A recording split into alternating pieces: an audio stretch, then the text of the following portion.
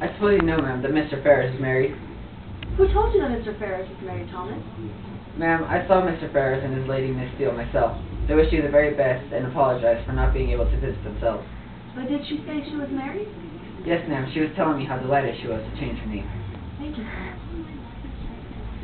It was different when I believed they were just engaged, but never able to marry. Edward gave up his inheritance for Lucy. His affections must be deeper than I thought.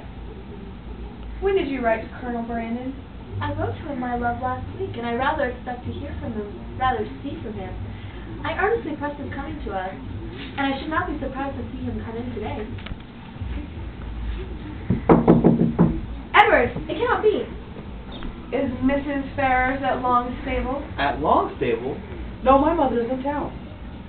I meant Mrs. Edward Ferrars. Perhaps you mean my brother's wife, Mrs. Robert Ferris?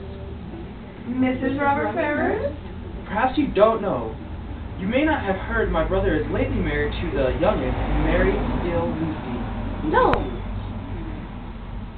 You see, once Miss Steele learned that my inheritance was taken and given to my younger brother, she immediately broke all ties with me and engaged my brother.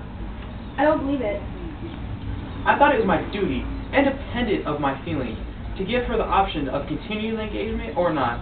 When I was renounced by my mother and stood to the parents without a friend in the world to assist me in such a situation as that, where there seemed nothing to tempt the avarice or the vanity of any living creature, how could I suppose, when she so earnestly, so warmly insisted on sharing my fate, whenever it might be, that anything but the most disinterested affection was her inducement? And even now, I can't even comprehend on what motive she acted, or what fancied advantage it would be to her to be fettered to a man for whom she had not the smallest regard, and who had only 2,000 pounds in the world. No, but she might suppose that something in your favor would occur, that your own family might in time relent. At any rate, she lost nothing by discontinuing the engagement, for she has proved that it fettered neither her inclination nor her action. The connection was certainly a respectable one, and probably gained her consideration among her friends, and, if nothing more advantageous occurred, it would be better for her to marry you than be single.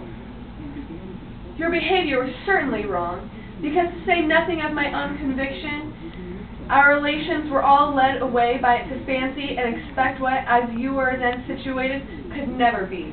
I was simple enough to think that because my faith was plighted to another, there could be no danger in me being with you, and that my consciousness of my engagement was to keep my heart as safe and as sacred as my honor. I felt that I admired you, but I told myself it was only friendship. I was unforgivable wrong. The danger is my own. I am doing no injury to anybody but myself. So please, delight me for a lifetime with your beauty and grace. Be my wife. I will, Edward.